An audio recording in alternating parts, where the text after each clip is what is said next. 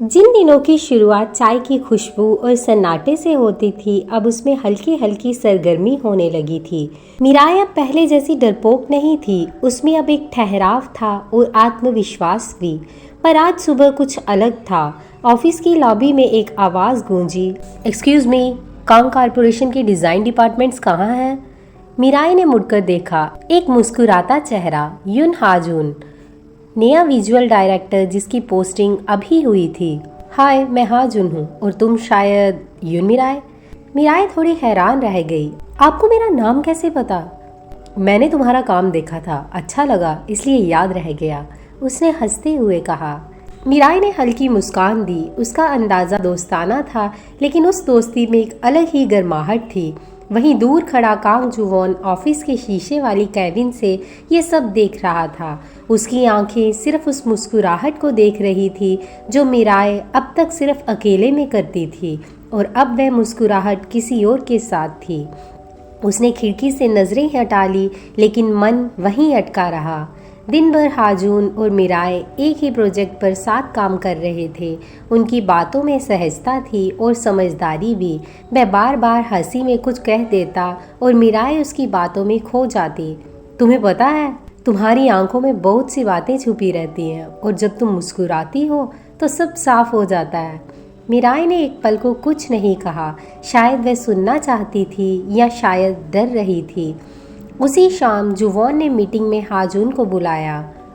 आपको युन मिराए की ज़रूरत कब तक है? उसने सीधे पूछा। कम से कम 2 हफ्ते, वो अच्छा काम कर रही है। जुवॉन की उंगलियां टेबल पर थिरकने लगी। सिर्फ काम तक ही रहें। उसकी आवाज़ में नरमी नहीं थी। हाजून थोड़ी देर चुप रहा, फिर बोला, ऑफ कोर्स, लेकिन कुछ रिश्ते काम से थोड़े अलग होते हैं। जुवॉन ने कुछ नहीं कहा, लेकिन उसकी आंखों में अब वह बात साफ थी। उसे फ़र्क पड़ता है, और बहुत गहराई से।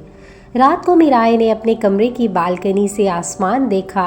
आज वहाँ कोई और भी था जो उसके बारे में सोच रहा था, और उसी पल जुवॉन ने अपनी बालकनी से उसकी ओर देखा, पर फिर अंदर चला गया।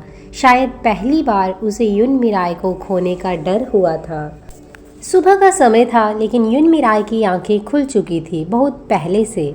आज उसका मन कुछ हल्का भी था और कुछ डरा हुआ भी। हाजून के साथ काम करते हुए उसे बहुत सहज महसूस होता था। उसकी बातें, उसका अंदाज, सब कुछ एक दोस्त की तरह था। लेकिन कहीं ना कहीं उसके मन में अब भी एक छाया थी, कांग जुवॉन की। वह उसकी मौजूदगी को हर पल महसूस करती थी, उसकी खामोश नज़रों को, उसकी छोटी छोटी बातों को, और सबसे ज़्यादा उस चुप्पी को जो कभी कुछ कहती नहीं थी पर सब कुछ महसूस करवाती थी। ऑफिस में आज मिराए और हाजून को एक साथ बाहर एक साइट पर जाना था, एक प्रोजेक्ट की शूटिंग देखने। अगर तुम साथ हो तो पूरा दिन आसान हो जाएगा। मिराए मुस्कुराई। चलो ठीक है, तुम्हारा भरोसा बनाए रखते हैं। दोनों साथ निकले।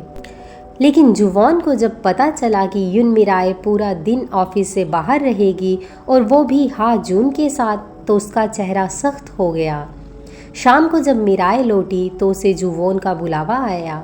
वह उसके कैबिन में पहुंची। जुवॉन खड़ा था, चेहरा सीरियस, आंखें थोड़ी लाल। पूरा दिन बाहर थी? जी, साइट विजिट थी, आपको मेल भेजी थी। जुवॉन उसकी ओर आया, एकदम पास। मेल भेजना काफ़ी नहीं होता। तुम्हें लगता है कि तुम जो चाहो वो कर सकती हो? कंपनी में काम करने का ये मतलब नहीं कि पर्सनल कनेक्शन बनाते फिरो। मिराए ठहर गई। क्या मतलब है आपका? तुम्हें नहीं पता कि लोग क्या सोचते हैं? एक ट्रेनी और एक डायरेक्टर साथ साथ घूमते हैं, तुम्हें फ़र्क नहीं पड़ता? जुवॉन की आवाज़ अब तेज़ थी। मिराए की आंखों में आंसू आ गए। सर, मैं सिर्फ अपना काम कर रही हूँ। हाजून मेरे दोस्त जैसे हैं। आपने कभी मुझसे ये बात सीधे नहीं की, तो अब क्यों? जुवॉन चुप रह गया। उसकी आंखों में एक जिद थी और एक डर भी। क्योंकि तुम्हें देखकर फर्क पड़ता है, डैमिट। पर शायद मुझे नहीं होना चाहिए था। वह मुड़ गया और मिराए वहीं खड़ी रह गई, दिल में 1000 सवाल और आंखों में टूटता हुआ भरोसा। उस रात पहली बार युन मिराए ने जुवॉन के लिए रोया, और जुवॉन, उसने पहली बार खुद को कमज़ोर महसूस किया। उसने किसी को चुपचाप चाहा था, और आज वो सब सामने आकर उसे और भी दूर कर गया।